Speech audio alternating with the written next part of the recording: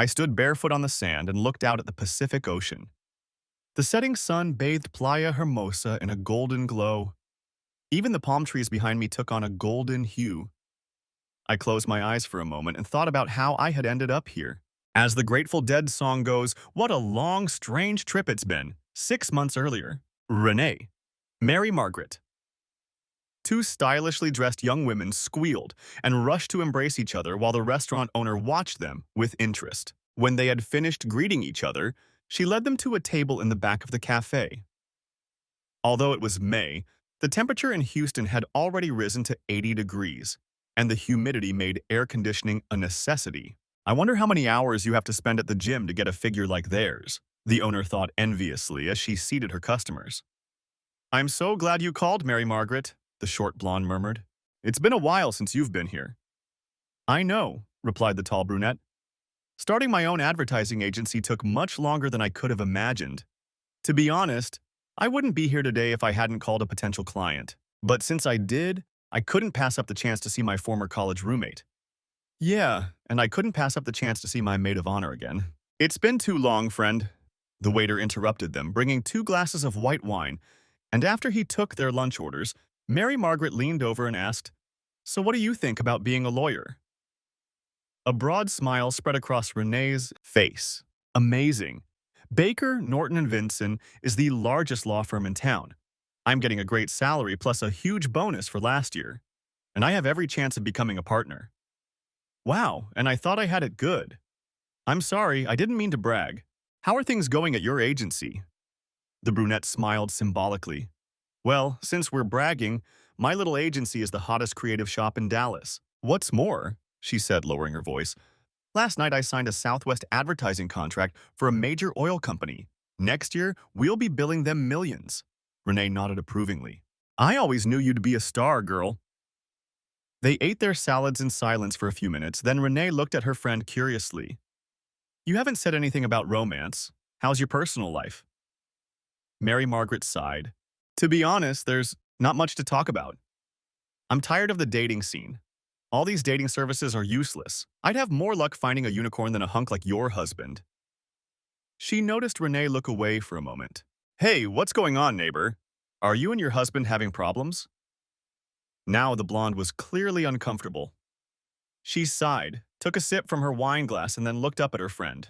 I really want to tell you something, Mary Margaret, but you have to promise me it's strictly confidential. Of course. Now tell me what's going on.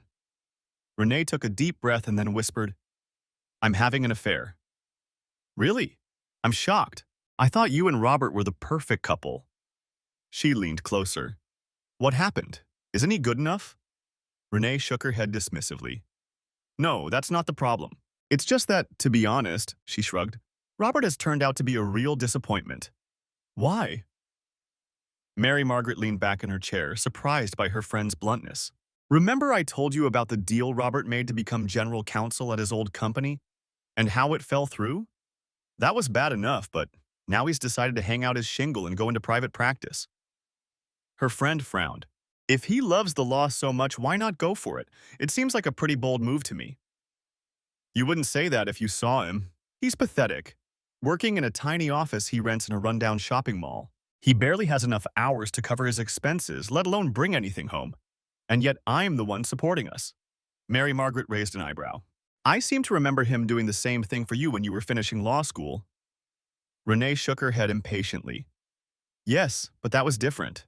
I knew I would be successful as soon as I graduated, and I was. She frowned. But Robert is just banging his head against a wall.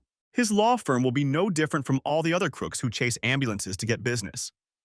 To be honest, I'm embarrassed when anyone at my firm, or anyone really, asks me about him. She stared into the distance. I used to think we would go far together and really accomplish something in life. But honestly, I left him behind, and he'll never catch up with me. She sighed. I've outgrown him, Mary Margaret. It's time to move on. Mary Margaret sat in silence, digesting her lunch and her friend's revelations. After a few minutes, she took another sip of wine and looked searchingly at her friend. So, who is this other man in your life? Renee leaned forward and whispered. It's my boss at Baker Norton. He's already a partner, and the word on the street is that he'll become senior partner when old man Baker retires. Sounds like you're aiming high. How long has your affair been going on? About 6 months, I think. He's crazy about me. He wants to marry me as soon as he can get away from his wife. Hmm, so you both have inconvenient spouses. Yes, but Vance has a prenuptial agreement, so getting out of the marriage won't be too expensive for him. What about you and Robert? Are you going to divorce him? Renee's face fell. That's the problem. We never even considered a prenuptial agreement. As things stand, if we split up, I'll probably have to pay Robert alimony, and I won't stand for that. I'm not going to finance his pathetic law firm for the rest of my life. Mary Margaret shook her head. You know you're playing a dangerous game, my friend. Texas is not a no-fault state. If he catches you in bed, he'll want a lot more than just alimony. Renee looked at her friend in despair. Refresh my memory, which one of us has a law degree? Then she smiled to temper her sarcasm. Anyway, I'll think of something. 3 weeks passed. Unfortunately, I didn't find out about the conversation with my wife until much later. Too late to do anything about it. All I knew for sure that May morning was that neither my personal nor my professional life was turning out the way I had planned. I was in a gloomy mood as I drove up to a small shopping center and parked my car in one of the spaces reserved for me on the side of the road. As I closed the door, I noticed a for rent sign in the window of one of the stores at the other end of the center. Wasn't that where the little candle and craft shop used to be? Damn, looks like they didn't make it. I shook my head, hoping that my law practice wouldn't suffer the same fate. As I approached the door to my office, I ran my fingers over the plaque on the wall. Robert L. Wilson, S.Q., attorney. The plaque was plastic, but it looked a little like bronze. Maybe someday I'd have one like that, engraved in marble. It was quiet inside, but it was 7 in the morning, so what did I expect? I'd always been an early riser, and there was no reason to change now. I checked my phone, but none of my potential clients had left any messages. I sighed and sank into my chair. Reaching into my desk drawer, I took out the folder with the contract I was preparing for a client. It was all pretty straightforward, but there was no reason not to check everything again just to be sure. I had time, that was for sure. However, a few minutes later, I dropped my pen on the desk and leaned back in my chair with a sigh. If only everything worked at Alliance. I worked as an operations manager at Allied Fluid Dynamics, a large regional supplier of components for oil and gas pipelines. I had a good life, I earned a good salary, and was in line for a more responsible job.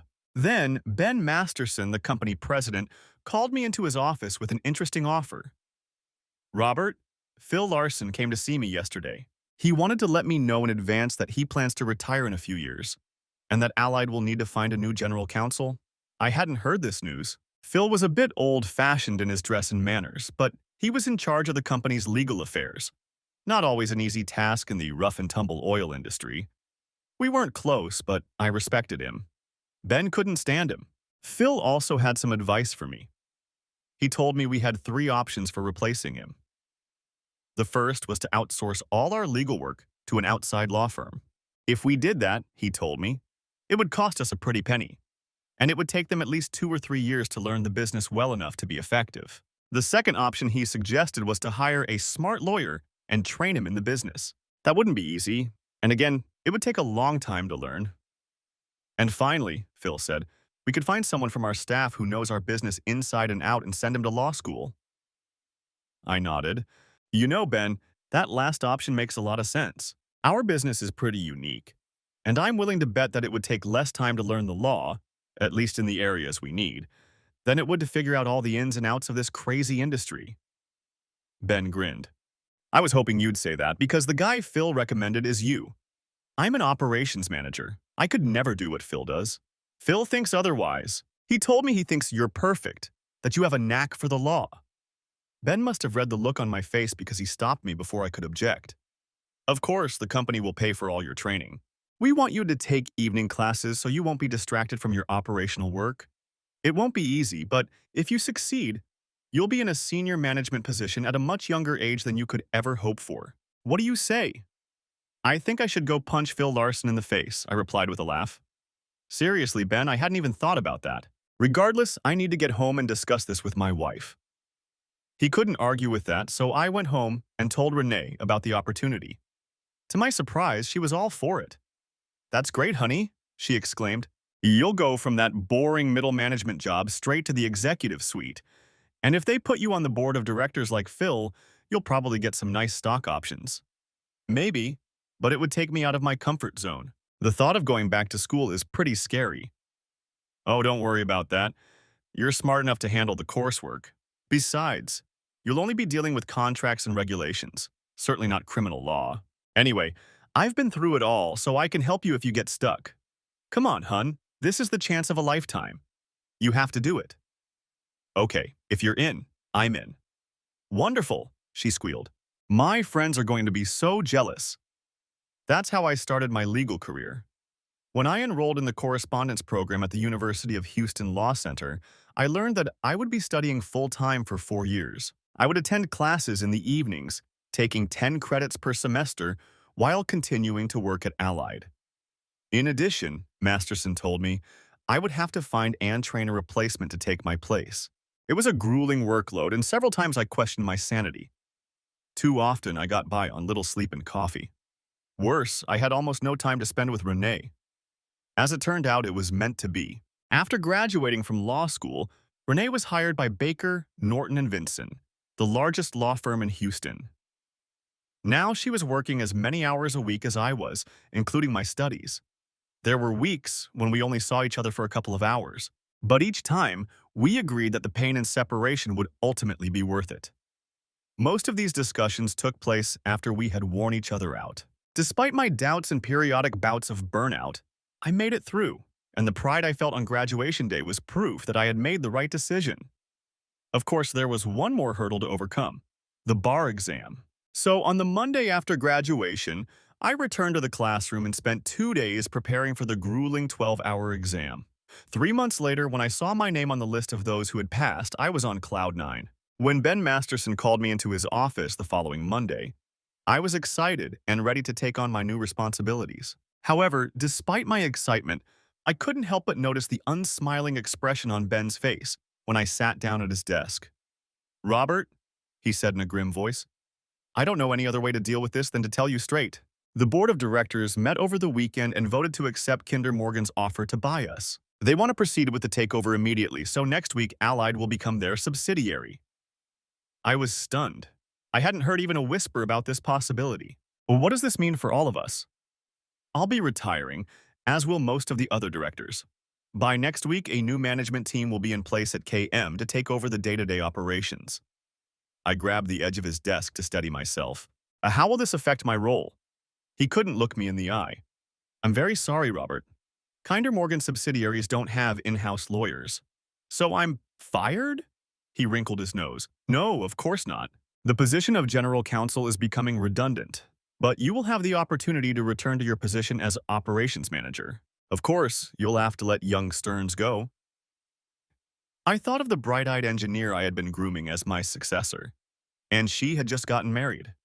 I can't do that, Ben, not after the last 4 years. Quit Stearns and let me go. I thought you'd say that, Robert. He shook his head sadly.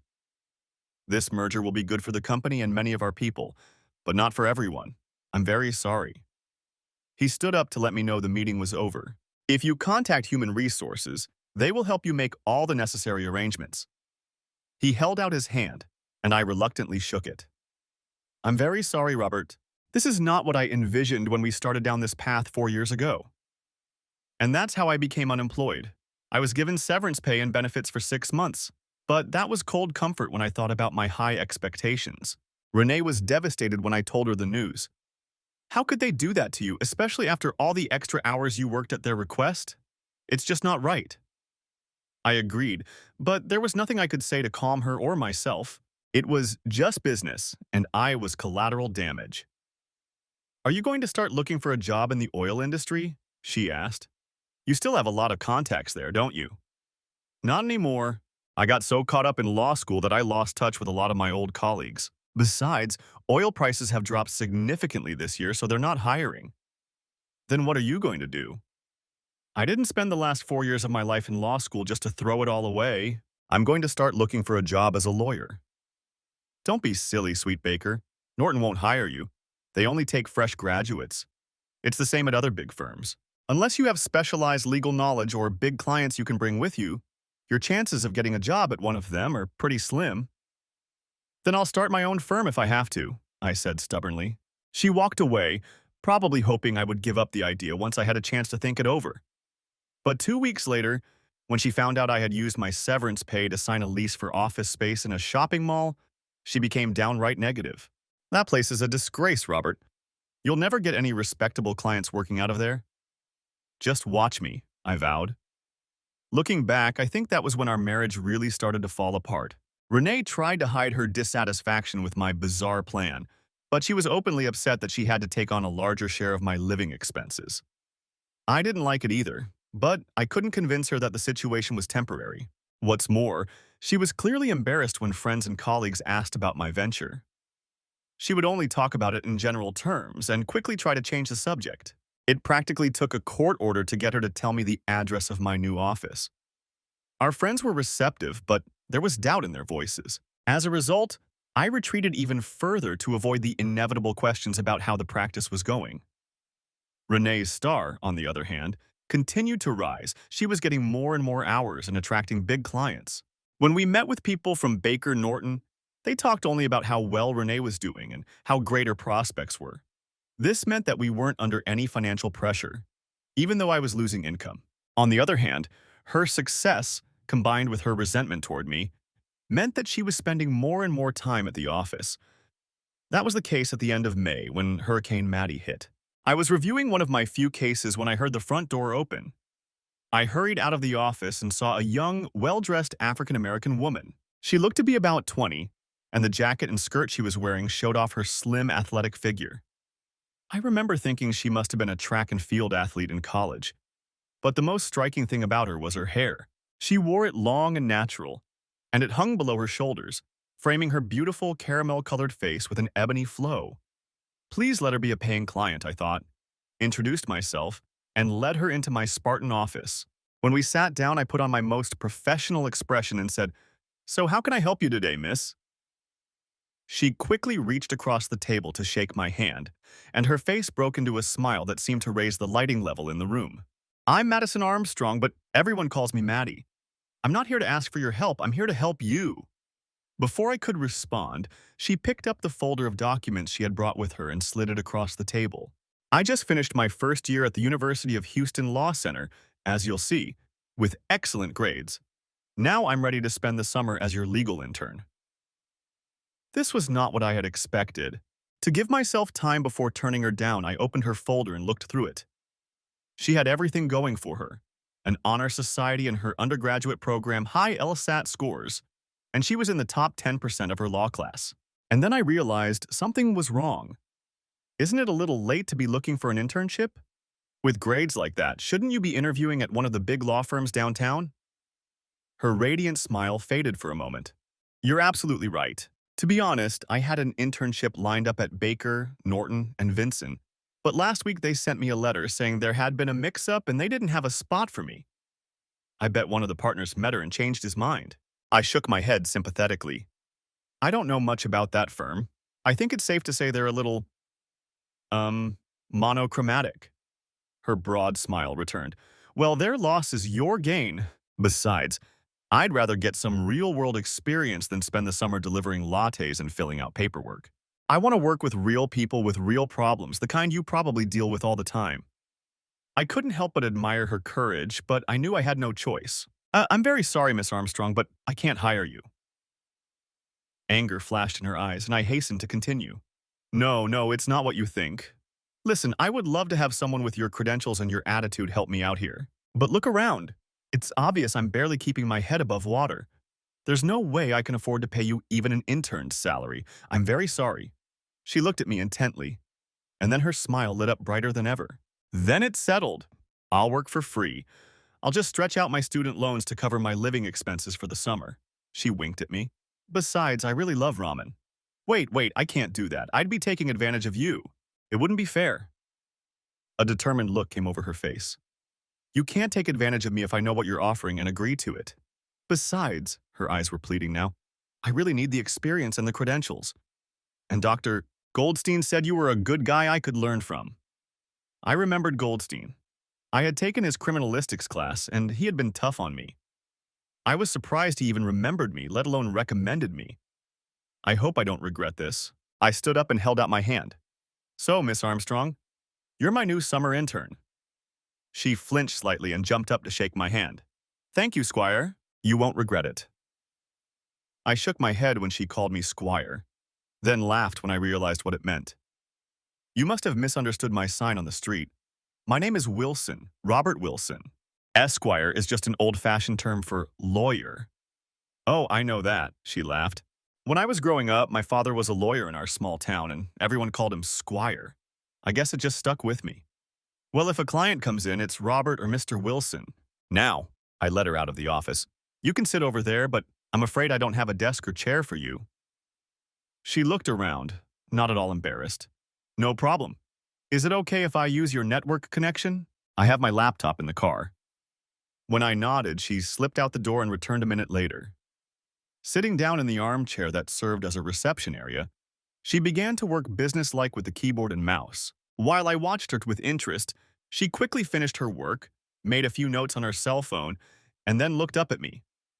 Is it okay if I start in an hour? I smiled. What am I going to do, fire you? She laughed and hurried out the door. An hour and a half passed before she returned. I heard the sound of a heavy engine outside and went to the door to see what was going on. She was just jumping out of the cab of a big F-150. Seeing me looking, she waved me over. This is my brother's truck, Squire. He let me borrow it. I started to correct her, but I was so curious that I decided it could wait.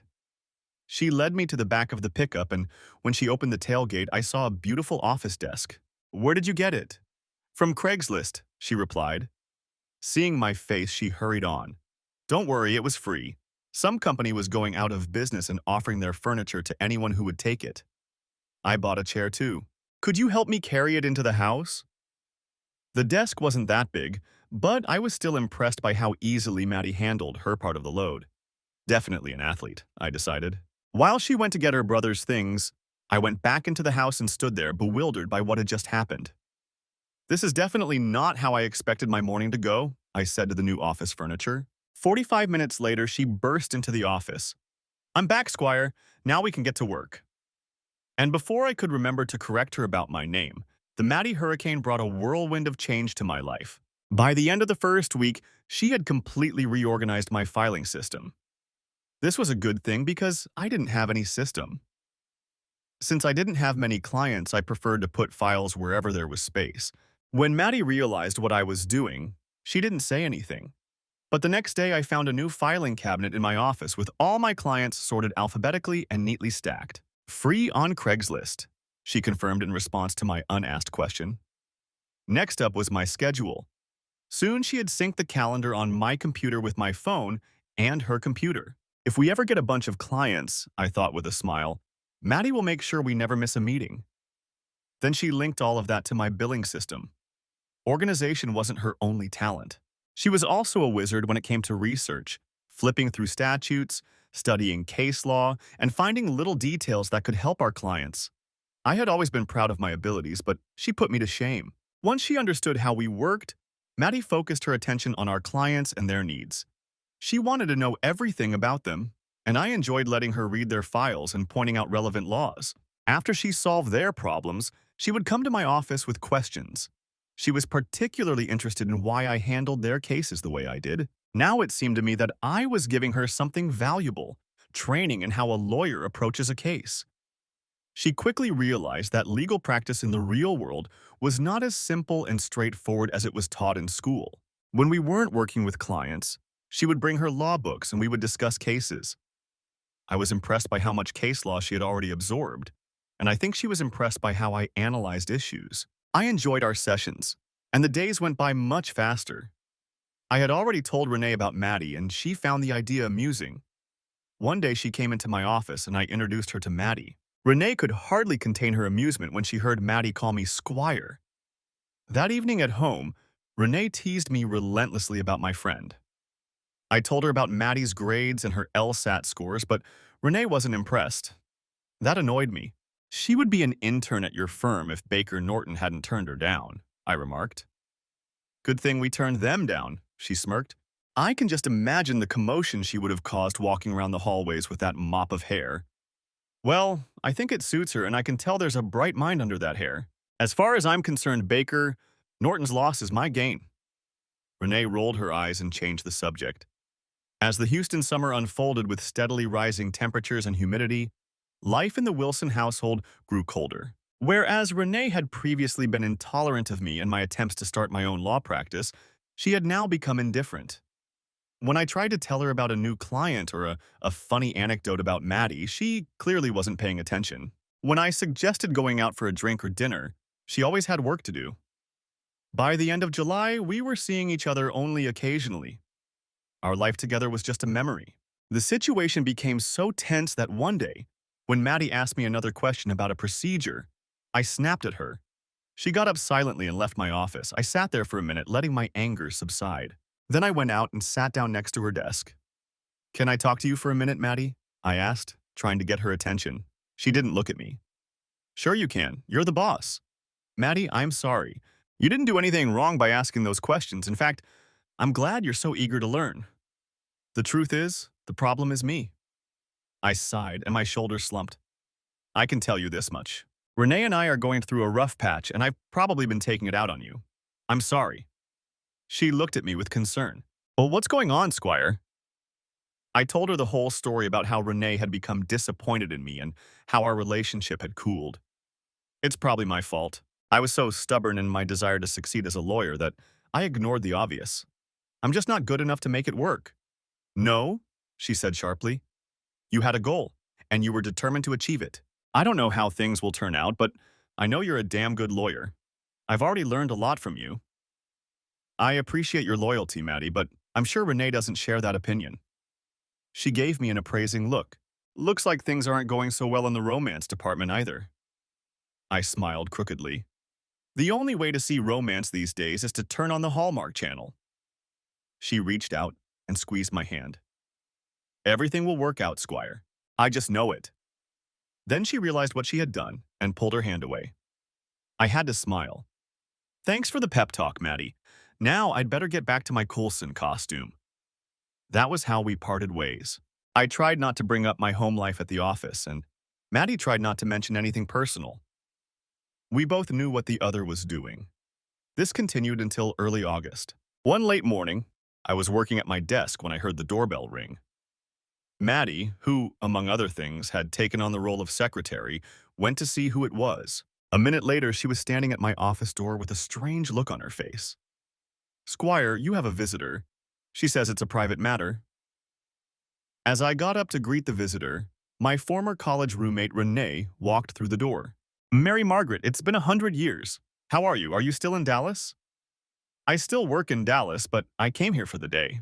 My meeting ended earlier than I expected, so I decided to take a chance and see if I could have lunch with you." I pretended to look at my schedule. "Sure, that would be great. Do you want me to see if I can get Renee to join us?" "Actually, I met her last time I was here. I thought I'd try doing the same thing with you this time." "Oh, okay. Well, in that case, let's do it." I led her into the reception area. "Meet Madison Armstrong, who's doing an internship with me this summer. Maddie, meet Mary Margaret Olson, a longtime friend of mine and Renee's. We're going to have lunch.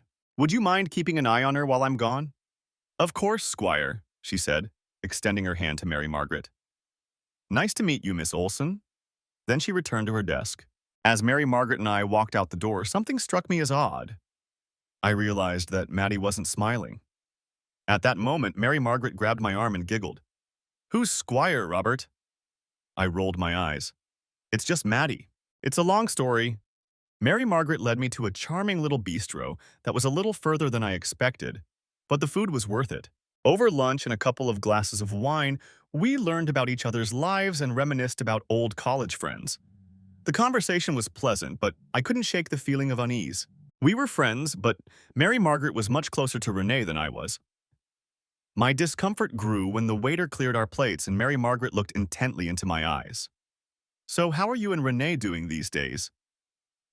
Great. Everything's fine." "Why do you ask?" She waved her hand dismissively. "Oh, nothing much.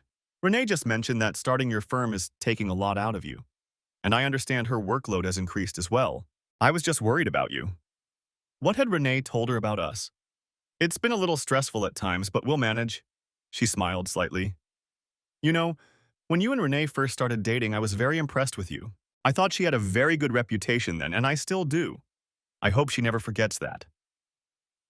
I sat silently, not knowing what to say in response.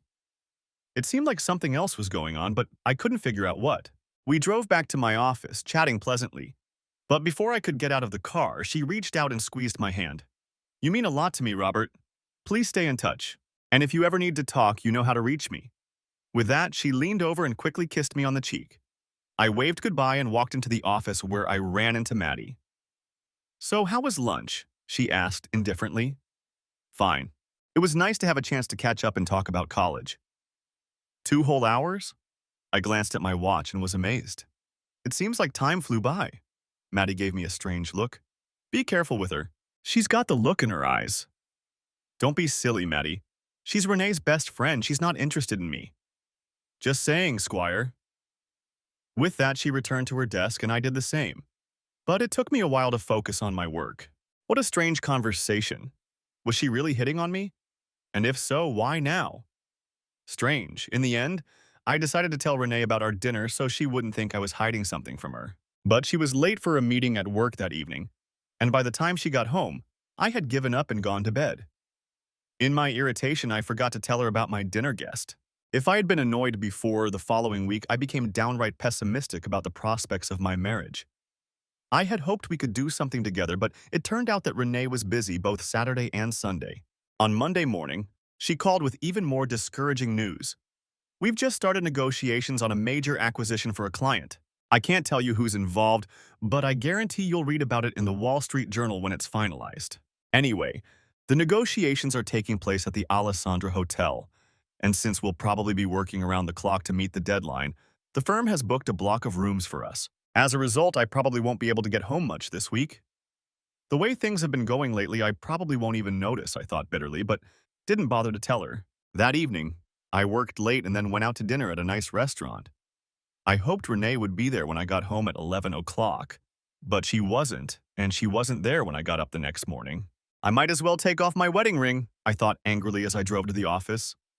I'm alone in every way except in name. Nevertheless, I tried not to let my anger affect my attitude toward Maddie.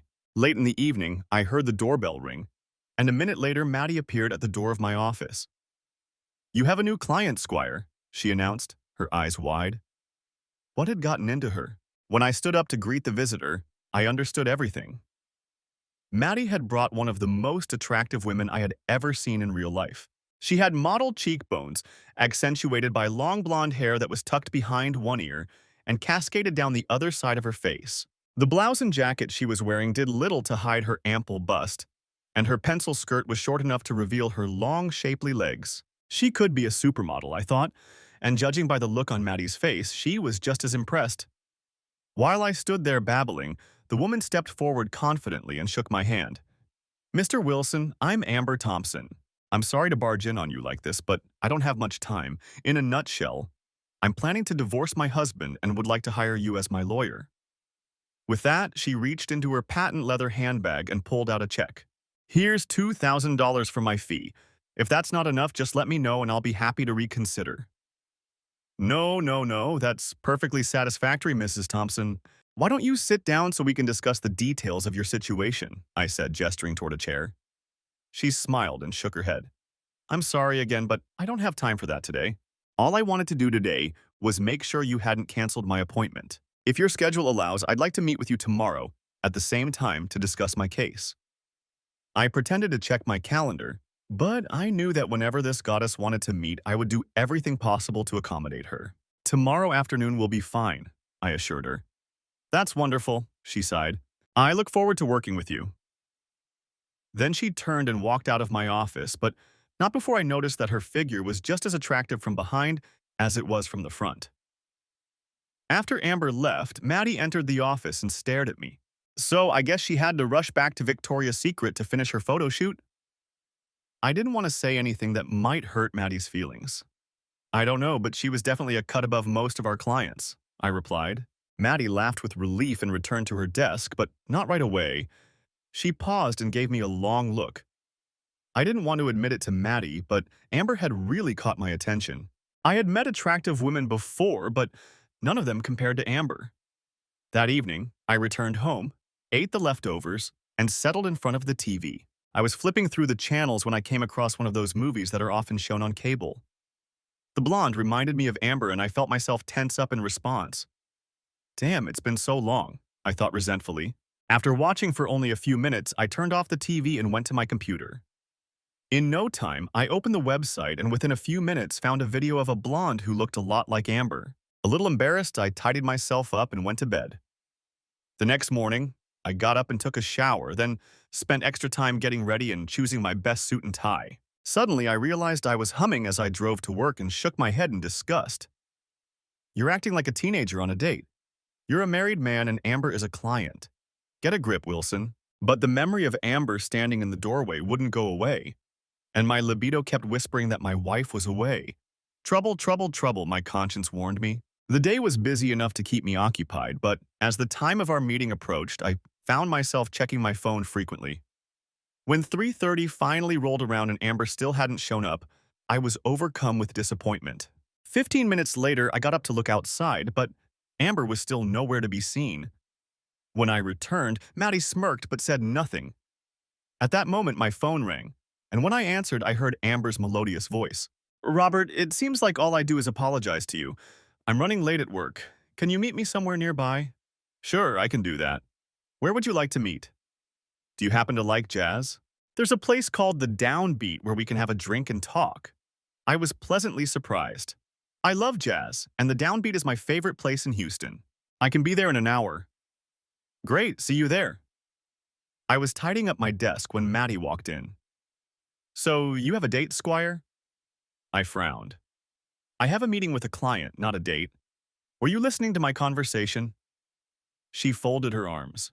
It's hard not to listen when you talk so loud. Listen, she just got stuck at work and couldn't get out. We'll meet somewhere near her office and talk about her case. She nodded. Then her face took on an expression I couldn't read. Just be careful, Squire. I promise, Maddie, I assured her and headed for the door. The Downbeat restaurant is located in a developing area of Houston, full of small shops, bars, and diners. It's almost always crowded, but I was lucky to pull into the parking lot just as someone was leaving. I climbed the stairs to the club and looked around for Amber.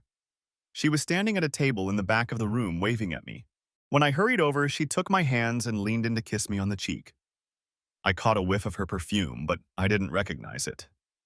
I hope you don't mind meeting me here. I thought we could talk and listen to music at the same time. No, it's great here. Such a nice change from my little office. We ordered cocktails and I asked her to tell me about her business. She moved her chair closer to mine and tilted her head toward me, so as not to disturb the others. I inhaled the scent of her perfume again. It was faint, but not too strong. The divorce she was seeking was very straightforward. We met in school, dated exclusively in college, and got married when we were young. But gradually we grew apart, having different tastes, opinions, and interests. Irreconcilable differences is how I would describe what happened to us. So we decided to do the civil thing and divorce amicably. We've mostly agreed on the division of property. All I need now is someone to have my back, to make sure I don't miss anything and to help me through the process. If only everyone took such a mature approach. Of course, I can do that. Thank you, she sighed in my ear. Now, if we're going to be working together, I'd like to know a little bit about you. You know, as a person. Clients don't usually ask me this, but I didn't mind telling her a little about myself. We started sharing bits and pieces of our stories, talking about the who, what, when, where, and why of our lives. While we were doing this, the waitress brought another round of drinks and appetizers, and two delightful things happened. First, Amber turned out to be a good listener, prompting me and showing genuine interest in what I was sharing. Second, when she started talking about herself, I was surprised to discover how much we had in common. We loved the same music, went to the same concerts, watched the same movies, and preferred the same cuisine. It was almost supernatural. As we started on our third round of cocktails, I thought we were made for each other. Renee's face flashed through my mind and I felt a pang of guilt. Then I remembered how tense our relationship had become, and how she had practically dumped me that week. The guilt disappeared. I'm not doing anything wrong, just enjoying the company of a new acquaintance, I reasoned. We talked long enough for a fourth cocktail to appear and be emptied. When the band took a break, Amber leaned over to me and said, I need to run to the ladies' room. Please wait, I'll be right back. As she walked toward the alcove at the far end of the room, I couldn't take my eyes off the way her hips and legs moved in her tight skirt. Damn. When she returned, I realized I needed to relieve the pressure on my bladder and excused myself. Standing in front of the urinal, all I could think about was how beautiful and charming my new client was. When I was done, I washed my hands and then carefully checked my appearance in the mirror. The next round was waiting at our table. Before I could say anything, she smiled and said, I'll have to go get it. I really didn't want the evening to end, so I sat down next to her and raised my glass, intending to drink as slowly as possible. The band returned, and as we sipped our cocktails, she leaned toward me and said enthusiastically, I just love that song. Indeed, the small trio was improvising on a classic Miles Davis composition, one of my favorites. I smiled in appreciation, and we sat there almost touching, enjoying the music. A minute or two later, she rested her head on my shoulder, and I caught the scent of her perfume again. The applause from the other patrons startled me, and I instinctively stood up when the lights came back on. Amber was standing right in front of me, almost touching me. She stood on her tiptoes to reach my ear. I took an Uber here. Could you give me a ride home? Of course, I replied without hesitation. I'd be happy to. Give me a ride, she said. When I pulled out onto the street, she leaned over and took my hand, pointing the way to her apartment.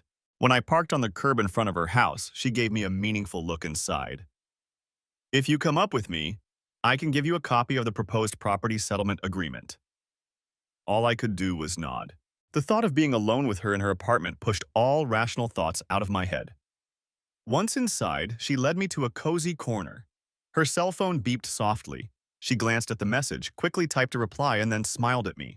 Well, let me turn off the sound so we won't be disturbed. Placing her phone and purse on the coffee table, she gave me such a promising smile that it took my breath away. Wait a second. I'll go to the bedroom to freshen up.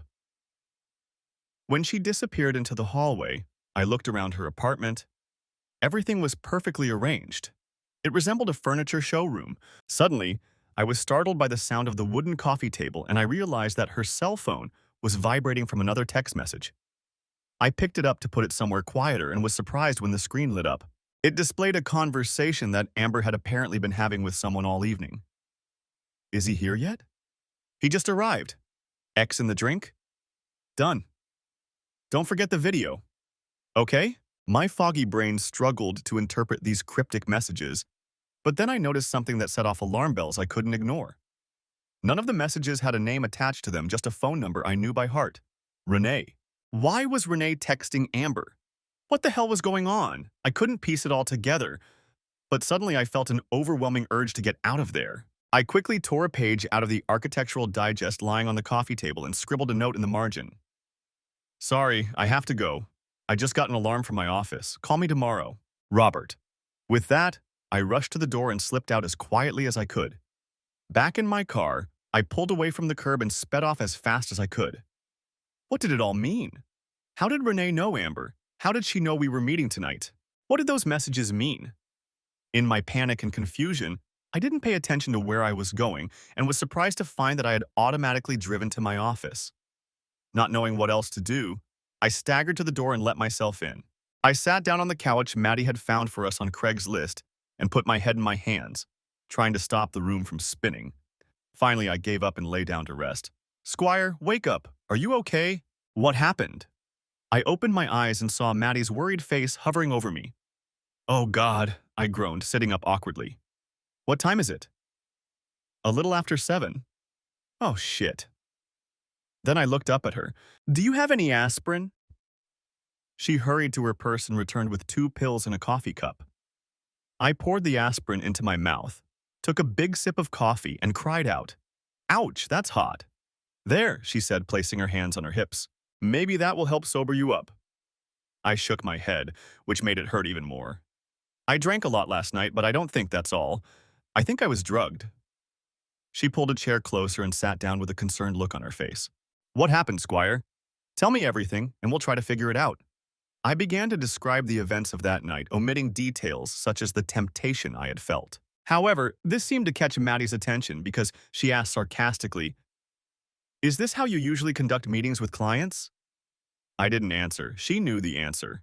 When I moved on to telling her how I had driven Amber back to her apartment, Maddie's expression changed to one I couldn't quite place. "So you slept with her?" she demanded. "No, then things got really weird. I thought we had crossed all boundaries." I ignored her. When Amber came back into the bedroom, her phone vibrated with a text message. I looked at it and was stunned. The message was from Renee. Maddie's eyes widened. "Renee, how's your wife, Renee?" "Fine, I found Renee's phone number." It scared me. How does Renee know Amber and why would she text her at this hour? What exactly did the message say? There was a whole series of messages and I can't remember them all. But she was asking Amber about X and the video. Anyway, I started to get paranoid, so I wrote Amber a note about a break-in at the office and got the hell out of there. That's the first smart thing you've done all night. Maddie was good at being sarcastic. I ignored her again. When I got to my car, I was having trouble thinking straight. Maybe it was the cocktails, but I felt like there was more to it than that. Anyway, I ended up here and collapsed on the couch, and I still don't understand what happened. Maddie paused for a moment, then leaned forward. "Squire, I think you've been set up." My head was still throbbing. "Well, what do you mean, set up? Was it your idea to go to the jazz club and meet her?" "No, it was Amber's idea." "And you bought her cocktails?" "Well, no, but I didn't object." "No. And you offered to drive her home?"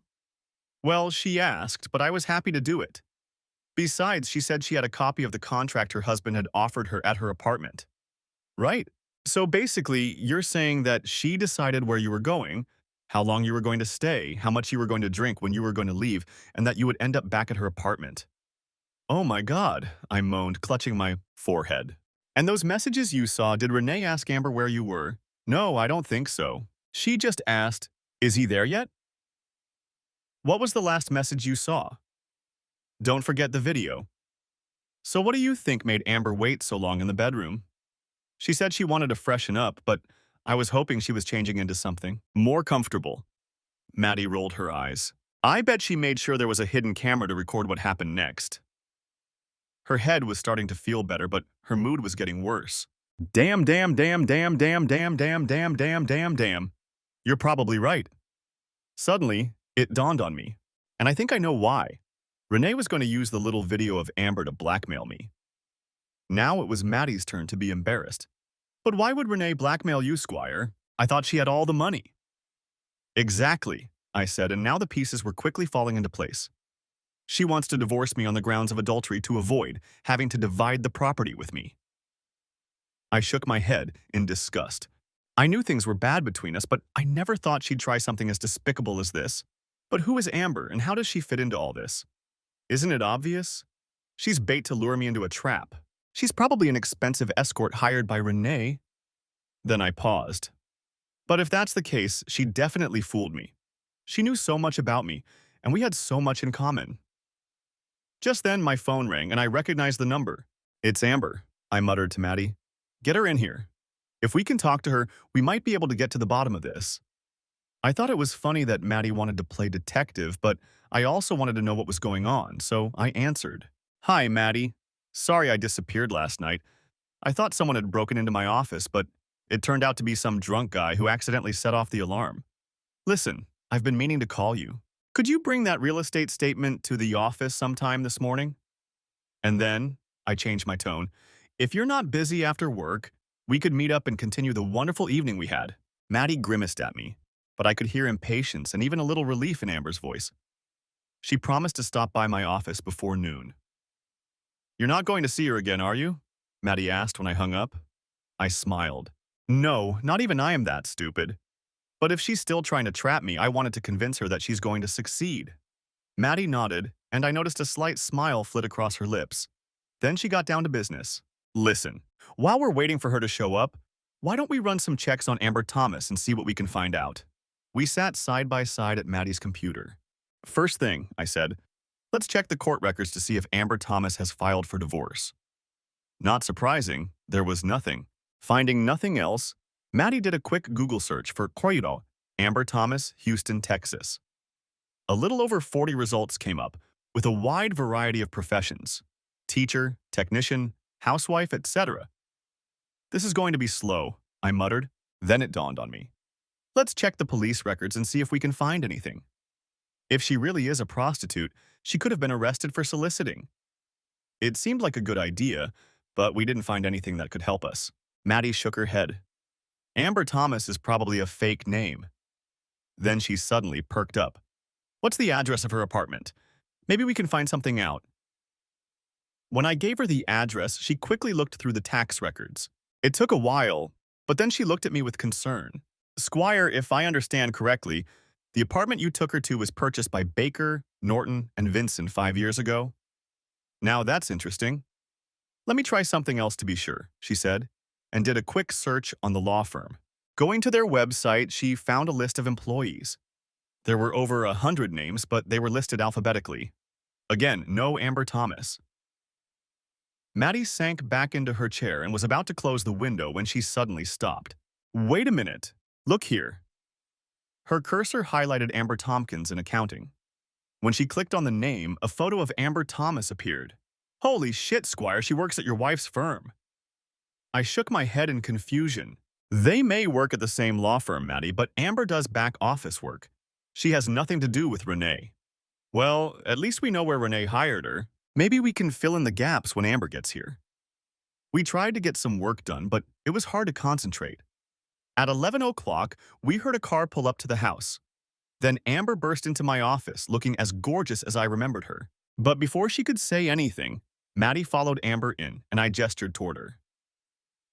I don't think you've met my legal assistant, Madison Armstrong. Amber was taken aback for a moment, but then she held out her hand with a broad smile. And nice to meet you, Miss Armstrong. I'm Amber Thomas. And it's nice to meet you, Amber Tompkins, Maddie replied, without a hint of a smile. Amber paled and gasped slightly. Then she stopped herself. I think you misheard me. It's Amber Thomas. Maddie glanced at her. I meant exactly what I said, Amber Tompkins. Amber looked around nervously for help, but saw me standing with my arms crossed and a stern expression on my face. We know who you are, Amber. Now, I think it's time you told us what's going on. Amber looked from me to Maddie and back with a shocked expression on her face. Then, to our amazement, she burst into tears and sank into a chair. I never wanted to do this. I told Renee it was the stupid idea, but she wouldn't listen. She cried a little more, then took a handkerchief out of her purse and wiped her eyes. Okay, I'll tell you the whole story. Renee set it all up. She, cut you off so you'd be more receptive to me. She instructed me to tell you what you like and don't like, everything to make you feel more comfortable with me. And just in case that wasn't enough, she gave me some ecstasy to slip into your drink. When I went to the bathroom, I said bitterly. Right. Then I asked you to drive me back to the company guest apartment. I looked at Maddie. That explains why it looked so sterile and uninhabitable. I stared at Amber. There wasn't a single personal item in the room. She nodded disapprovingly. And when you got back to the bedroom, what did you do? I put on a nightgown.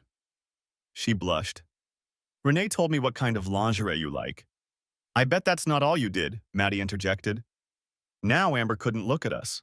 I also turned on the camera Renee gave me and made sure it was pointed at the bed. Maddie snorted angrily, but I had other questions. Why, Amber, why did you and Renee try to set me up like this? Now she looked at me with pleading eyes. She didn't want to talk about it, but I think the answer is pretty obvious. She wants out of your marriage so she can date Hoffmeister. A lot of people know they're having an affair. Vance Hoffmeister. He's her boss. The firm would never allow them to have a relationship. She shook her head. The upper management doesn't know. And once they're divorced, the firm can't say anything. All they'll do is give her a new boss. I turned to Maddie. We were right. This was a preemptive strike. Get irrefutable proof of my infidelity, then divorce me quickly and painlessly, paying me practically nothing.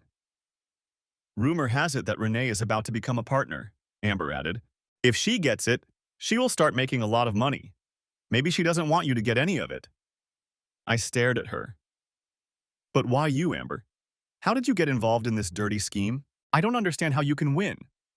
She started crying again, quietly but bitterly. It's my own stupid fault.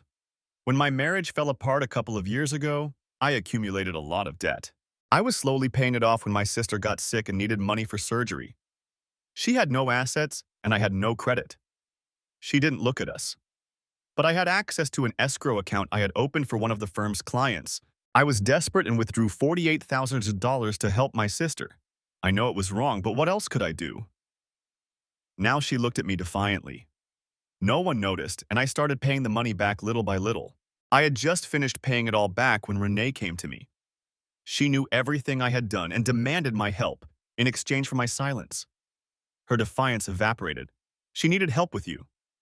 I glanced at Maddie. The anger on her face had disappeared, replaced by compassion. I felt a little sorry for this woman. So what do we do now, Squire? I don't know, Maddie. I'd like to find a way to break the deadlock with Renee and her boss, but I have no idea how. Suddenly, Amber lit up. I think I know a way. We both stared at her in surprise. You know they've been negotiating at the Alessandra all week? I know the room we booked for Renee, and rumor has it they're practically living together. If we could get that webcam into her room, you might get just what you need. For a moment, I beamed, but then reality hit me. That would be great, I said, but we don't have James Bond working for us. How are any of us going to get into a luxury hotel, sneak into a locked room, set up a camera, and get out without being noticed? Maddie stared at me. I can do it. How? I asked skeptically. Dress up as a maid. They have access to all the rooms. And how are you going to do that? She smiled slightly. My mom works as a maid at the Alessandra. I stared at her. I didn't know. Then I saw Maddie dressed as a maid, and I instinctively recoiled. No, Maddie, you can't do that. You're a law student. It won't look… I blushed, not knowing what to say. Besides, it would be too risky. What if Renee stops by? I have to be there with the team this afternoon to support them. I can call you and let you know when the meeting is over. Maddie folded her arms, a determined look on her face. Then it settled. She looked at me intently. I'll take care of it, Squire. The three of us worked out the details of our plan a little more, then set out to execute it. Maddie went outside to call her mother. After a long conversation which I would have loved to eavesdrop on, she came back and nodded. She'll help me. Everything's ready. The three of us got into my car and drove to the apartment owned by BNV that Amber had been using. She went inside and soon returned with a camera that seemed surprisingly small to me. Are you sure this will work? I asked hesitantly. You'll be surprised how well, she replied. And we'll be able to connect to it via the internet? Sure, through the hotel's Wi-Fi. From there, we drove downtown to Dallas Street and pulled into a parking garage next to the Alessandra Hotel. I hope we can connect my laptop to the internet, I thought as I climbed onto the roof. As it turned out, there was no need to worry. The hotel's Wi-Fi signal was so strong that it penetrated beyond the building. We easily connected to the network using the password Amber had given us. Then I entered the webcam's URL and everything was ready. While I was setting up the camera, Amber hurried off to meet with BNV support staff, and Maddie left to pick up her mom. I sat in the hot car with my cell phone at the ready, thinking about what could go wrong with our wonderful plan. When the phone rang an hour later, it snapped me out of my heat-induced stupor. Robert, this is Amber. The meeting is almost over. Is the webcam in place? I haven't heard from Maddie. I'll call her right now. I hung up and dialed Maddie's number. The maid just went up to Renee's floor, she told me. I'm going to sneak into her room.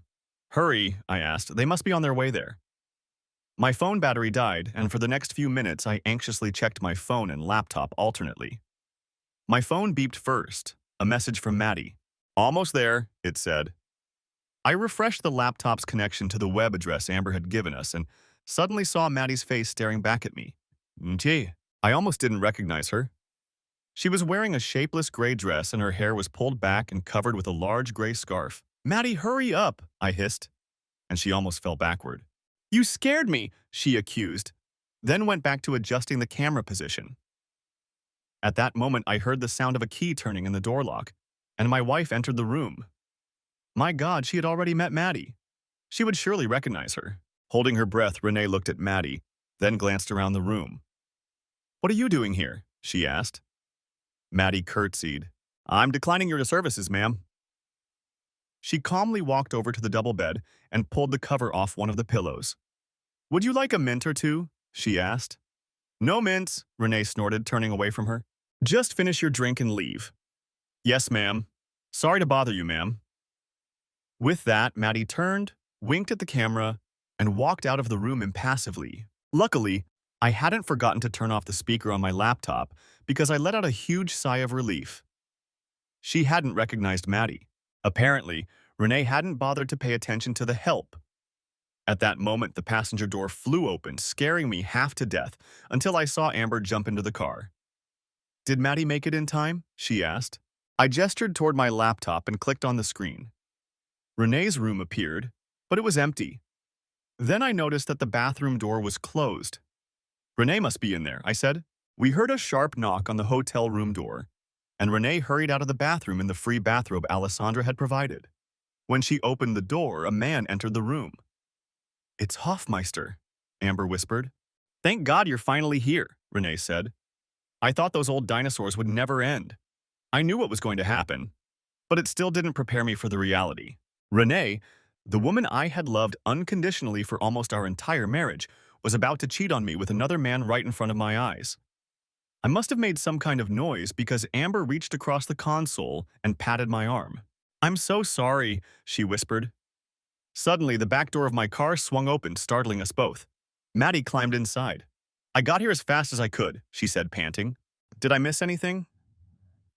I silently pointed to the laptop and she leaned back in her seat to get a better look. Oh, she said and fell silent. Maddie sighed, and I saw anger on Amber's face. Renee sat up in bed. I talked to Amber today during break, she reassured him. She said she's meeting Robert again tonight and promised she'd get everything out of him this time. I hope so. You don't think she's chickening out, do you? She doesn't have a choice. We set her up for embezzlement, and she knows it. He nodded. And when we get the video, you'll nail him too. She grinned. If he tries to fight it, I'll threaten to report him to the bar for misconduct for sleeping with a client. Vance looked at her skeptically. I don't know if you can pull that off, baby. Didn't the Texas Bar Association drop those charges? Who cares? She grinned. The last thing a solo practitioner needs is a reputation for screwing over his clients. He'd have to leave town if word got out. Anyway, the judges here aren't too fond of adulterers, so if I file a lawsuit, I can get a quick decision and be rid of him in a couple of months. Then her expression changed. What about you? How soon can you get away from your sanctimonious wife? We've already discussed this, Renee. There's nothing I can do until Baker leaves. But I've been told that the old fart has told his senior partners that he's retiring after Christmas. All I have to do is wait until the new year and then I can hand in my notice too. He saw the hurt look on her face and hurried to reassure her. The timing will be perfect, baby. Your marriage will be ancient history by then, and when I hand in my notice, we'll be free to see each other in public. We'll have a whirlwind romance and be married in no time, you'll see. Okay, she sighed, but it's so hard to keep a secret. A devilish smile played on her lips. Speaking of secrets, I reached over and turned off the webcam. I think we have everything we need, and I know that's about all I can handle. My companions looked at me sympathetically, and we sat in silence for a few moments. Then Maddie reached out to squeeze my shoulder again. Squire, I have to go. I have to give my mom the key to the upstairs room in this form, and she wants me to stay and have dinner with her tonight. She says I've been ignoring her. Of course, Maddie, I understand. Listen, I can't thank you enough for what you did tonight. You took a big risk, and I shouldn't have let you. But if you hadn't, we wouldn't have the video. You know I'd do anything for you, Squire. She seemed a little out of breath. Anyway, I have to run. With that, she climbed out of the back seat and hurried to the elevator in the parking lot. I turned to Amber. The same goes for you. If you hadn't helped us, I'd still be in the dark about Renee's plans. She smiled bitterly and patted my arm.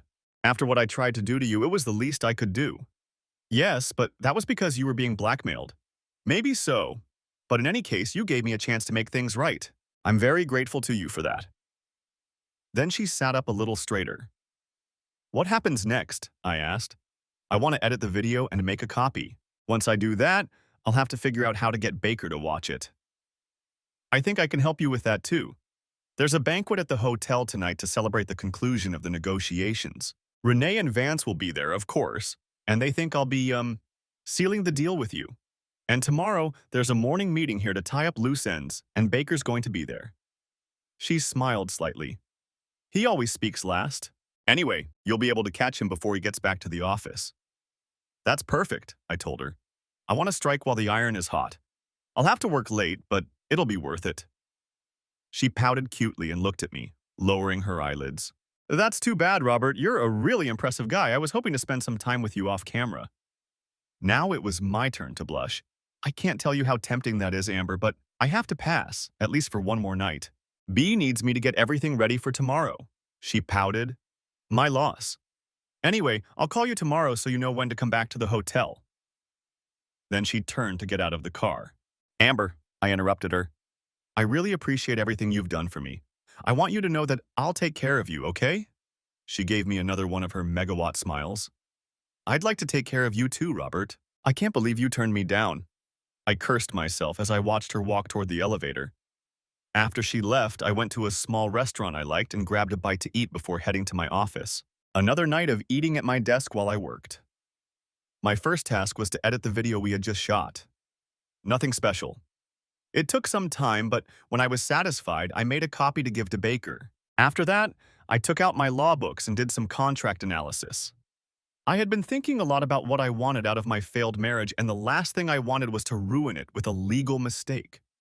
I worked on the agreement for several hours. When it was ready, I printed several copies and put them in a legal envelope. Then I got up and went to our old clunky office couch to put my feet up and relax. Now that I had finished everything I needed to do that evening, I had time to think about my situation. As I edited the video, I couldn't help thinking about Renee and our marriage. I loved her very much and felt that she loved me just as much. Why had everything changed? Looking back, I realized that I had become a disappointment to her. She wanted a husband with a prestigious title who made a lot of money. I guess I wanted that too. But when Elida didn't work out, I still wanted to practice law. I looked around my small, shabby office. It may not have been glamorous or particularly lucrative, but it was mine. And I was doing what I wanted to do. Why couldn't Renee be happy for me? But even if I had disappointed her, even if she wanted to end our marriage, that didn't justify her attempts to deceive me like that. It hurt to know that she had found another lover. It hurt to know that she had been cheating on me for so long. But it wasn't enough for her to just divorce me and walk away. She had to try to make sure that I lost everything. Her infidelity was bad enough. Her treachery was unforgivable. And because of her betrayal, my life was about to change dramatically. Regardless of whether I managed to pull off my little coup tomorrow, my life would never be the same again. I would burn my bridges behind me in my law practice. Hell, I would burn my bridges behind me in Houston. Thanks a lot, Renee. I lay on my back, closed my eyes, and tried not to think about what was happening to my life. I must have fallen asleep because the next thing I knew, Maddie was shaking me awake. Squire, are you okay?" "Hi, Maddie. Yes, everything's fine. I was just working late on our plan and I guess I fell asleep." I sat up and looked at her curiously. "What are you doing here anyway? It's Saturday. You shouldn't be at work." Her face fell, and for a moment I thought she was about to cry. "I know, Squire. I just wanted to come say goodbye in person." I jumped to my feet. "Goodbye? What are you talking about?" "I have to go back to school. Monday was the first day of school."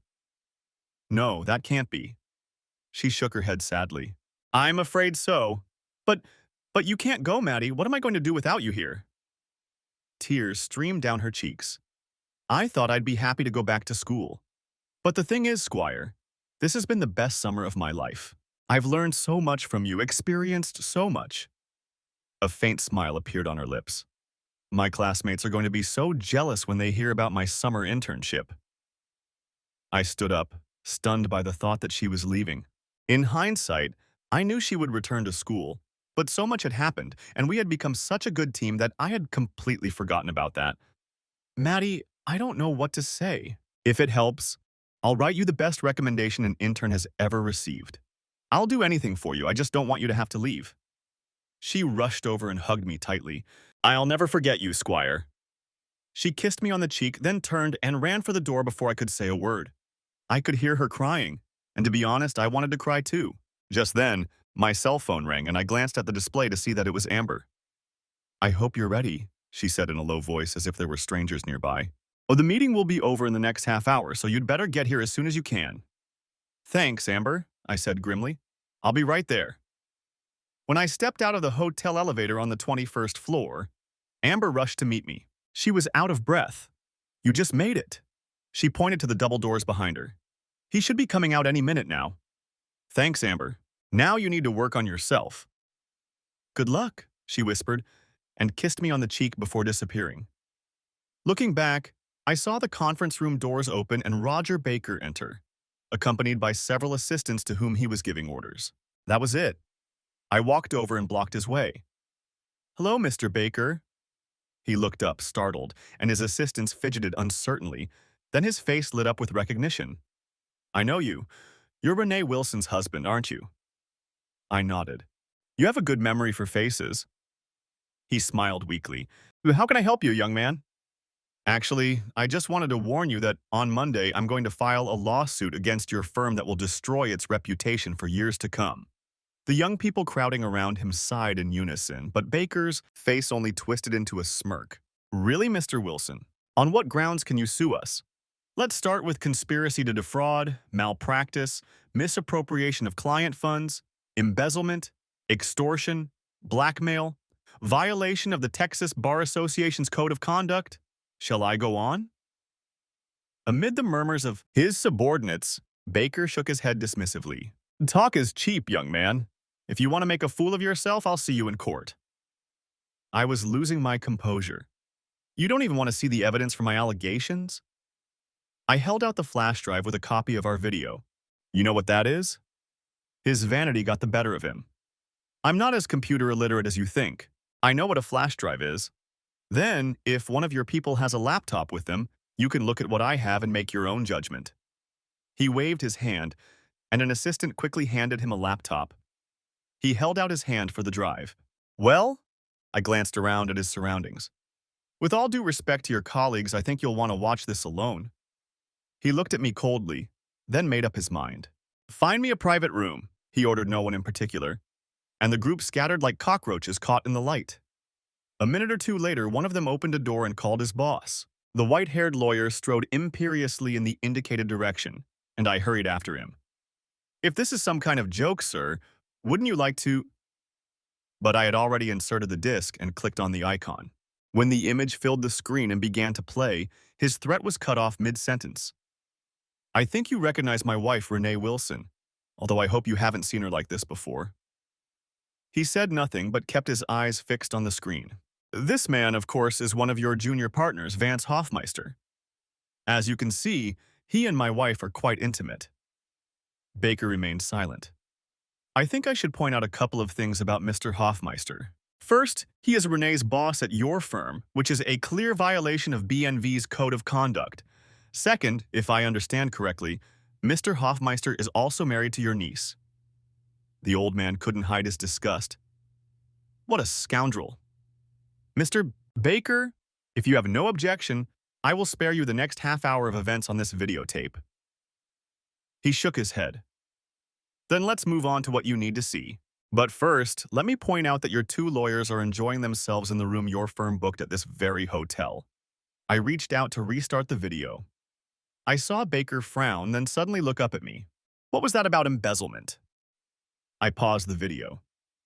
I regret to inform you that Amber Tompkins, an employee in your administrative department, managed to embezzle nearly $50,000 from an escrow account managed by your firm. These two found out and blackmailed her, trying to seduce me. Watching Baker's expression, I couldn't tell what disgusted him more, the blackmail or the embezzlement. I reached for the keyboard again. There's one more clip I think you'll want to see. On the screen, my wife was looking at her lover. What about you? How soon can you get rid of your little prude? We've already talked about this, Renee. There's nothing I can do until Baker leaves.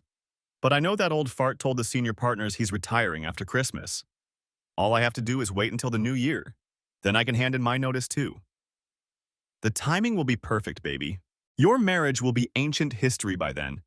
And when I hand in my notice, we'll be able to see each other in public. We'll have a whirlwind romance and get married quickly. You'll see. Okay, she sighed. But it's so hard to wait. A devilish smile played on her lips. And speaking of hard, I paused the video. You have a good pair of employees, sir. And what I find particularly intriguing in the last clip is that, as I understand it, your niece is pregnant. It seems that your sister's grandson will grow up without a father. Staring at the screen, he became visibly angry. After a minute or two, he regained his composure and turned to me. You know that video recordings are not admissible in court. I smiled at him. That's for the judge to decide, isn't it? But he'll see it, and others will see it, and rumors will spread just the same. For that matter, we live in an age where privacy is destroyed. You realize it's only a matter of time before this ends up on the internet. I sighed with feigned sympathy. Just think of the damage to your firm's reputation if its lawyers conspire to blackmail you. Think how your clients will feel knowing that an administrator can plunder their escrow accounts at will. Think how your niece will feel, especially in the last trimester of her pregnancy. He leaned back in his chair and folded his arms across his chest. How much do you want? Sir? How badly do you want this to end? I opened the envelope I was holding, took out 2 copies of the agreement I had prepared, and handed them to him. I think you'll find everything you need here. He shook his head sourly and began to read. $5 million. If you continue reading, you'll see that it's $5 million minus taxes. That's outrageous. I don't think so. It's obvious that once this is over, I won't be able to practice law in Houston anymore. You're simply covering the current value of the potential income I'll be giving up. Besides, I've heard that this amount isn't that far off what a senior partner at your firm makes in a year. He grunted but continued reading. After a moment, he looked up with a puzzled expression. You don't want to get your money in 3 months? I want to be damn sure it doesn't become part of the divorce proceedings. He didn't say anything, but I thought I saw a smile flash across his face. The next paragraph caught his attention. Amnesty for Tompkins? Why do you want to protect her? She only took the money because her sister needed an operation. What's more, she replaced it all before Renee and Vance discovered her embezzlement. I think she deserves some compassion. He sighed, shook his head, and continued reading. Finally, he looked up at me again. You know, I can't sign anything right now. I need another lawyer to look at this. I laughed in his face. The most famous lawyer in Houston, the head of Baker, Norton, and Vinson, can't review a simple contract. Listen, either you sign now or I'm sending this video to the Houston Chronicle. That's blackmail, young man. No, sir, it's negotiation. He gave me a hard look, then reached for the pen. If you violate the non-disclosure agreement, you'll pay dearly, he growled. It's in my best interest to keep this quiet, sir. He shook his head in disgust, then signed and dated both copies. When he was done, he handed me my copy. To my surprise, he nodded. You know, I would have done the same thing in your shoes. I hadn't seen that coming. Then a sly expression appeared on his face. I think it's time I had a little chat with Renee and Vance. Would you like to stay and watch? I think you deserve it. I'd love to, I replied grimly. He walked over to the door and threw it open, startling the people gathered outside. I want to see Hoffmeister and Wilson here, right now. The small crowd dispersed again. A few minutes later, there was a knock at the door, and Renee and Vance entered. You wanted to see us, Mr. Baker? Renee asked. Then she noticed me. Robert, what are you doing here? Baker interjected. Miss Wilson, I've been watching you during the negotiations this week, and I must say you've done a fine job for us. She beamed at the compliment. Well, thank you, sir, But he didn't finish. So you can appreciate my disappointment in having to let you go for cause. What? She gasped. Why? Baker gestured toward me. Your husband told me some interesting things about your marriage. I saw her hesitate. Sir, everything he told you is a lie. Robert and I are in the process of getting a divorce. He'll say anything to make me look bad. Baker smiled slyly. I don't rely on his word, Miss Wilson. I rely on yours. With that, he opened his laptop and clicked on an icon. When the image of the two lovers appeared on the screen, both Renee and Vance gasped. How the hell? Vance muttered, and Renee reached out to close the laptop. But Baker's gesture stopped him. Let's watch and listen some more, shall we? While the guilty couple watched in horror, Baker let my edited version play in its entirety, including the discussion of their extortion scheme. Baker slammed the laptop shut. I told you you were a good lawyer, Miss Wilson. Would you care to tell me how many laws, rules, codes, and ethical standards you violated in that video? But Mr. Baker, enough, he growled. Then he walked over and opened the door. Mr. Rosen, he called, gesturing to one of his assistants. Take Miss Wilson to the conference room and stay with her while she clears her desk. She is allowed to take only her personal belongings, no files, electronic equipment, or papers. Check everything, then escort her out of the building. Is that clear? The man flinched. Yes, sir. Renee managed to glance over her shoulder at Vance in shock before disappearing from view. Hoffmeister, meanwhile, backed into a corner of the room, trying to be as inconspicuous as possible. It wasn't enough, and Baker turned his attention to the cowardly man. Under different circumstances, Hoffmeister, you would already be out the door with your mistress. But I love my sister and her daughter, and I have no intention of giving up the father of her unborn child, no matter what piece of shit you are. However, I am immediately stripping you of your partner status. Instead, I am appointing you as my personal assistant for special assignments. I will send you where you will have less chance of being seduced by the next whore who comes along. Now get out of my sight and go home to your wife. And Vance. Treat her like a queen, understand? Yes, sir, he squeaked and bolted out of the room. Baker sank into a chair and turned to me. Well, Mr. Wilson, are you satisfied? Yes, sir, I am, I told him. Good, then get out of here. I need to call my partners and resign. Obviously, there are dogs in this place, and I need to clean up their shit. He tilted his head and looked me over appraisingly. You know, maybe I hired the wrong Wilson. Then his face hardened and he glared at me angrily. But I'd still prefer never to see your face again. I smirked and headed for the door. Mutually, I'm sure. And she left, clutching the copy of the contract tightly in her hand. 2 days later, on Monday, after that big fight at Alessandra's, I filed for divorce on grounds of adultery. Baker surprised me by arranging a quick hearing with a sympathetic judge. I think he didn't want to drag it out and risk it becoming public knowledge. Renee didn't contest the divorce. She had seen the video I took of Vance and her. She didn't want it shown in court. Of course, I was bound by a non-disclosure agreement, but she didn't know about my deal with Baker. I didn't bother to enlighten her. Early on, after the lawsuit was filed, she called me and asked if I could somehow forgive her. Even if I could get over your infidelity, I could never forgive your betrayal, I told her. She didn't try to argue. Perhaps it had helped that I offered her a simple property settlement. You take what's yours, I take what's mine, and we split everything we own jointly. I could have tried to punish her, but I didn't want her to fight me and find out that I couldn't use the video against her. She decided to accept my deal and cut her losses. A good way out. We put our house up for sale and tried to sell it quickly. We succeeded, and although we didn't make any money on the sale, at least we had cash in hand. Another task completed, another connection between us destroyed. While I waited for the divorce to be finalized, I worked on winding down my law practice. I handled some clients during the remaining time and referred others to another lawyer I knew who was trying to get his practice off the ground. While all this was going on, I spent a lot of time thinking about my life and my future. There was no real chance that I would ever be able to practice law in Houston again.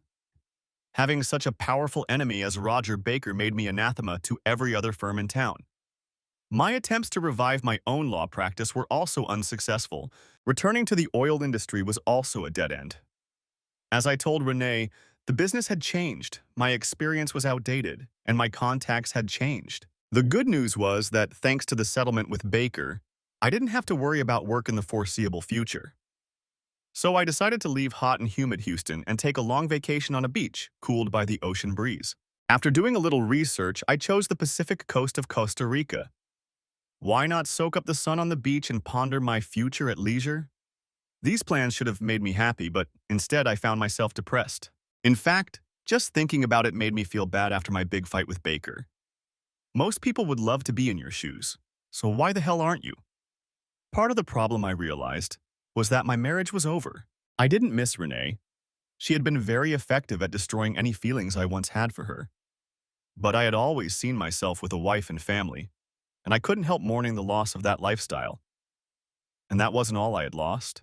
After working my ass off to finish law school and then start my own firm, it hurt to forget about practicing law. On top of that, I was about to leave the city where I had spent the last decade of my life, and there was a good chance I would never return. I had every reason to feel depressed about all these major changes in my life, but I knew it wasn't the end. Something was still missing. I looked at the photos of Costa Rica again. It was so beautiful, with so many interesting things to do. It was just a shame that I had no one to share it with. And then it dawned on me. It wasn't just Costa Rica. I didn't want to start my new life alone. I wanted to share it with someone special. The moment I realized this, I knew exactly who I needed, and immediately began to fidget. What if she didn't need me? Why should she give up everything and leave with me? What would I do if she rejected me? I sat there arguing with myself, trying every minute to work up the courage to ask, and then trying to talk myself out of it. I'd already taken a risk in my life. I could do it again. Yeah, like changing careers in the middle of my life. That was a big risk, and it didn't work out, did it? But it didn't work out for reasons beyond my control. Maybe that's true, but it still didn't work out. What about starting my own law practice? That was another big risk, and it didn't work out either. That's true. I knew the odds were against me, but I was too stubborn to admit it. In that case, it was all on me. But not all my endeavors were unsuccessful. When I stumbled upon Renee's little scheme to frame me for treason, I decided to outsmart her. That paid off big time. Yes, but I was damn lucky. Who says luck can't be good? Confronting Baker took courage, but I went for it and hit the jackpot. So why not roll the dice again, especially for something so important? I made my decision and walked to my car. 2 days later, I was waiting at the ticket counter at Houston Hobby, standing on the terrazzo that remained from the old airport. As I looked around anxiously, a woman's voice called out, "Robert, is that you?" I turned and saw Mary Margaret Olson hurrying toward me down the hallway as fast as her tight skirt would allow. "I'm so glad I found you," she sighed, coming up to me and taking my hand. She looked at my bag. "Are you leaving town?" I nodded. "Yes, I finished everything here and I'm going on a long vacation." "I'm happy for you. Everyone needs to get away from time to time. I wouldn't mind doing the same myself." I wasn't sure if that was what she meant, so I didn't say anything. "I was sorry to hear about you and Renee," she continued. There was not a trace of sadness on her face. "Don't be. It was for the best, I promise." "I understand," she nodded. She looked away for a moment. "You know, she told me she was cheating on you." "Really?" I paused for a moment. "Was that before or after we had lunch together?" Now she looked embarrassed. "Before. Why didn't you tell me?" She shrugged helplessly. "I couldn't do that. She's my best friend." "I thought I was your friend too." She hesitated at my tone, then continued. "I talked to her a couple of weeks ago." I couldn't help myself. "And how is she feeling?" "Not great. No law firm in town will hire her, so she's decided to move back home to McAllen and practice on her own." I was silent. Mary Margaret's expression told me she understood the irony perfectly well. But I was still thinking about our little encounter that summer. "Tell me, Mary Margaret, why did you want to have lunch with me?" Her smile became welcome. "I've always liked you, Robert. I thought that if things didn't work out with Renee, I'd throw my hat in the ring early." She glanced at my bag. "You know, I could change my travel plans if you'd like to keep me company." I gave her a cold look. "I'm sorry, but I've already asked someone who cares more about my well-being." She flinched. But before she could say anything, I looked up. "Actually, she's already on her way." Mary Margaret looked where I was pointing, and her eyes widened. "Oh." She was running down the hallway. When she saw me, she dropped her bag and rushed toward the exit. A moment later, she hugged me so tightly that it was hard to breathe. "Squire," she squealed happily. Then she kissed me, and I caught my breath. As I held her, one thought ran through my mind. Thank God I decided to do this. 2 days earlier. When I finally made up my mind, I grabbed my car keys and drove to the University of Houston. It had been several years, but I still remembered the way. But even as I drove northwest on Interstate 45, I was still struggling with my insecurity. Why did you decide she was even interested in you? She hadn't said a word or tried to contact you since she went back to law school.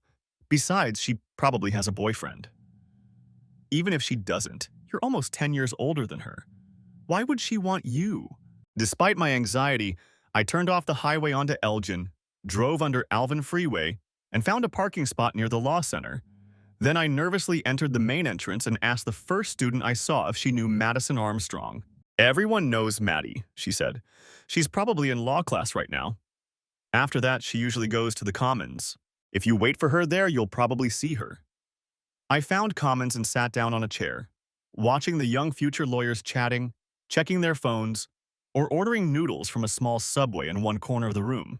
As I sat there, I gradually realized that I was attracting furtive glances and became a little paranoid. What was going on? Did I look like a stalker or something? Maybe my fly was open. As I became increasingly uncomfortable, a young woman approached me abruptly. "Are you the squire?" she asked. No, yes, She crossed her arms and stared at me, then turned on her heel and walked away before I could say anything else. What the hell was that? The room began to fill with students, many of whom lined the walls. They seemed to be watching me, and I seriously considered heading for the exit. Suddenly, there was a commotion in the crowd, and the people at the back of the room moved aside. Then Maddie entered the room and approached me, hesitantly. She looked terrible. Her hair was disheveled. She had bags under her eyes, and her clothes seemed to be hanging off her. When I stood up and took a step toward her, she recoiled, almost in fear. I didn't want to start a conversation in front of everyone, but it seemed there was no choice. However, before I could speak, she asked, "What are you doing here, Squire?" In such a low voice that I could barely hear her. "Maddie, Renee, and I are divorced. We sold our house and I'm planning to leave town. But before I go, I wanted to see you." The students watching us sighed in unison, and then the room filled with angry murmurs. Tears streamed down Maddie's face. I'm doing everything wrong, I thought. You don't understand, Maddie. I saw Baker and worked out a settlement with him. I can't talk about it, but I closed my law firm. She wrapped her arms around herself, protecting herself from what was about to happen. Why didn't I think about what I was going to say? I berated myself. I know I'm doing the wrong thing, but I thought maybe you could come with me. What? She asked in a thin voice. I shook my head in disappointment. I know this is crazy, but I'm trying to ask if we can leave together, you and me. I shrugged helplessly. I've been so unhappy since you left, and I just thought maybe... She whispered something I couldn't understand.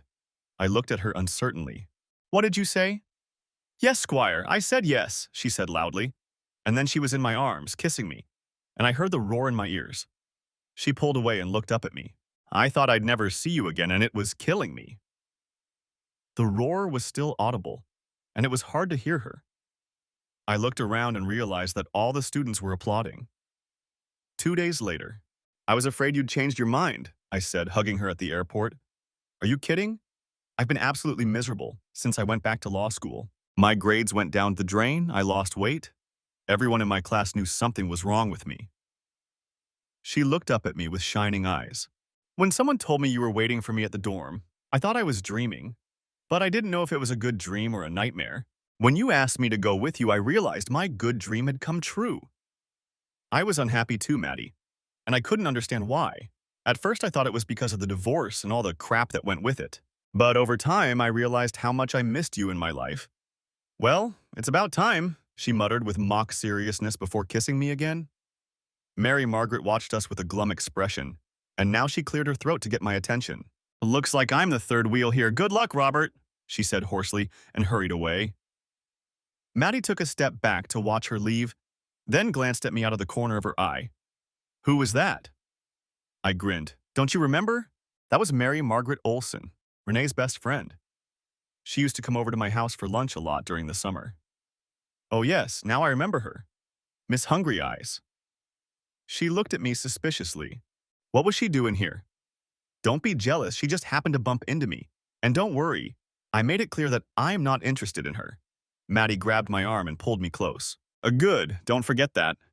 But before she left, she told me some interesting news about my ex-wife. After she was fired from Baker, Norton, no law firm in town would hire her. So Mary Margaret said that Renee was going back to her hometown to hang out a shingle and go into independent practice. Maddie laughed.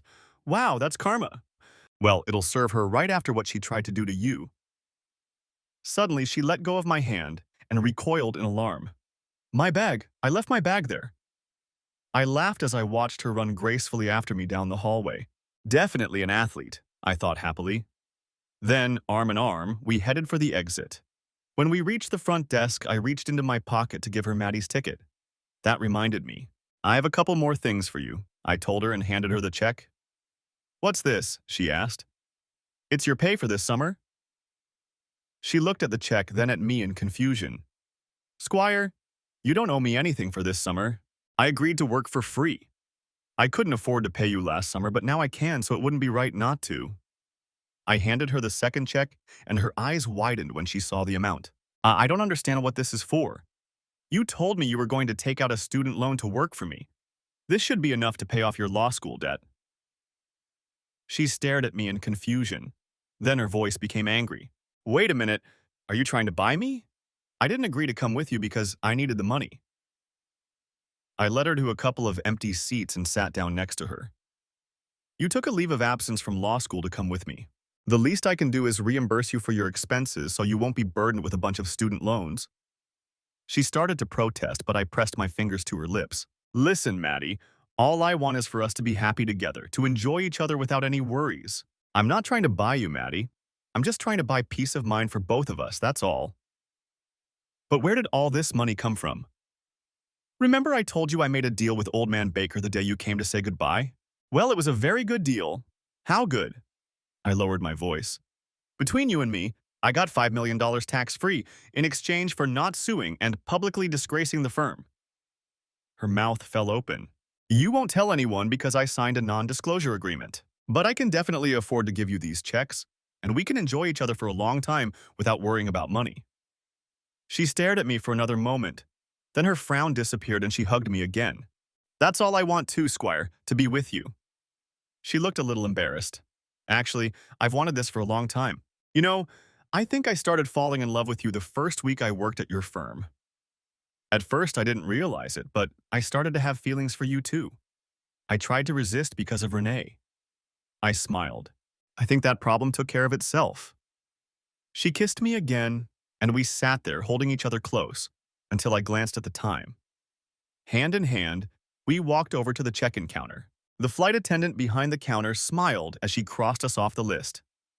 You two lovebirds can board in a few minutes, she told us.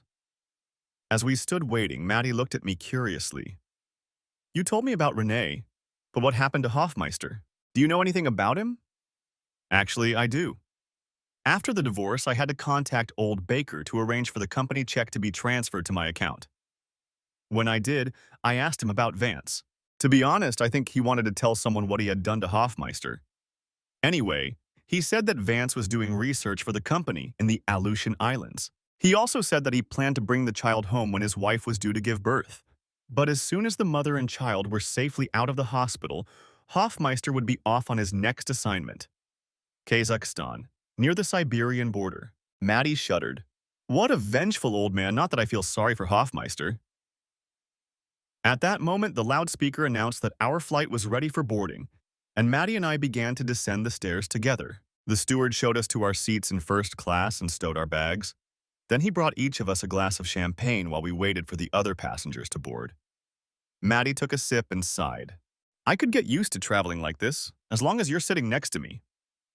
Then she leaned back against the armrest and rested her head on my shoulder. Seeing her so happy made me feel better than I had in years. Then she looked up at me, puzzled. You didn't mention Amber. What happened to her? Well, since she helped us so much as part of the global settlement, I made Baker agree not to fire her. And he kept his word. She's still working at the firm, but they're keeping her on a short leash. Maddie gave me another cheerful look. You know, if you were going to ask someone to leave with you like that, I would have thought it would be her. I mean, she's so beautiful and everything. I shook my head and smiled. Maddie, you're the one who makes me happy, not Amber. And unlike her, you're beautiful on the inside and out. She hugged me tightly again. Good answer, Squire. Besides, I added, Baker told me something very interesting about Amber. Like what? You know how she took the money so her sister could have surgery? Yes. Well, Baker told me that Amber didn't have a sister, and she never paid the money back. Later that afternoon, I put my arm around Maddie's shoulders, and we walked to the water's edge. That's why I wanted to come to Costa Rica. It's so beautiful here. I'm so glad we're here. But it wouldn't be half as beautiful if you weren't here with me, Maddie. She pulled me closer and rested her head on my shoulder. We stood in silence and watched the sun disappear into the Pacific Ocean. Then she timidly looked up at me. Remember what we saw in the video in Houston, Squire? Why don't we go back to the villa and try some of that? Thanks for watching. I hope you enjoyed it. Subscribe to my channel and stay tuned for more videos.